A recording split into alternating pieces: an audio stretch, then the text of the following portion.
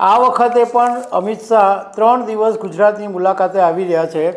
13મી જાન્યુઆરી એટલે કે સોમવારની સાંજે અમિત શાહ અમદાવાદ આવી પહોંચશે અને એ પછી એમના ઘરે નિવાસસ્થાને આરામ કરી અને 14મી તારીખે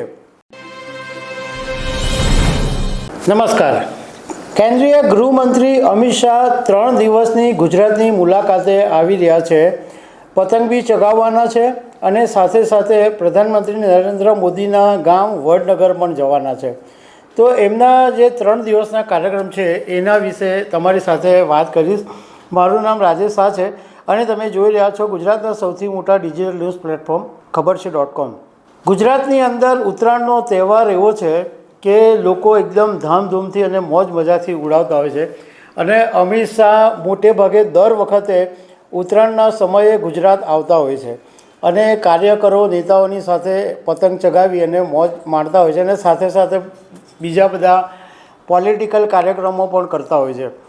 આ વખતે પણ અમિત શાહ 3 દિવસ ગુજરાતની મુલાકાતે આવી રહ્યા છે।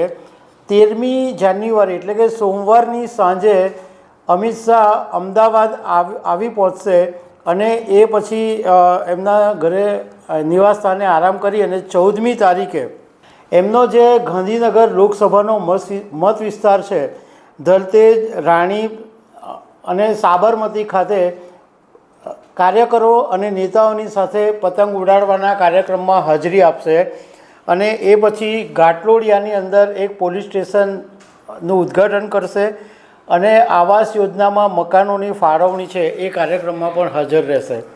15 જાન્યુઆરીએ અમિત શાહ કલોલ માણસા ખાતે સરકારી કાર્યક્રમો છે એમાં હાજરી આપશે અને 16મી તારીખે પ્રધાનમંત્રી નરેન્દ્ર મોદીના વડનગરના ગામમાં કે જ્યાં પ્રધાનમંત્રી નરેન્દ્ર મોદી જે સ્કૂલમાં ભણ્યા હતા એ સ્કૂલમાં પ્રેરણા સંકુલનું ઉદ્ઘાટન પણ અમિત શાહ કરવાના છે।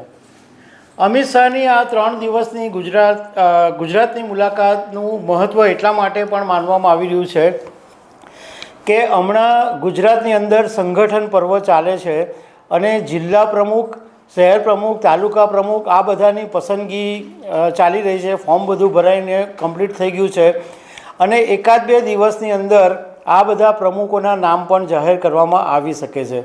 તો એવા સમયે અમિત શાહની મુલાકાત ખાસી મહત્ત્વની છે। તો દર્શક મિત્રો, આવી અનેક વાતો સાથે અમે તમને મળતા રહીશું। Thank you very much.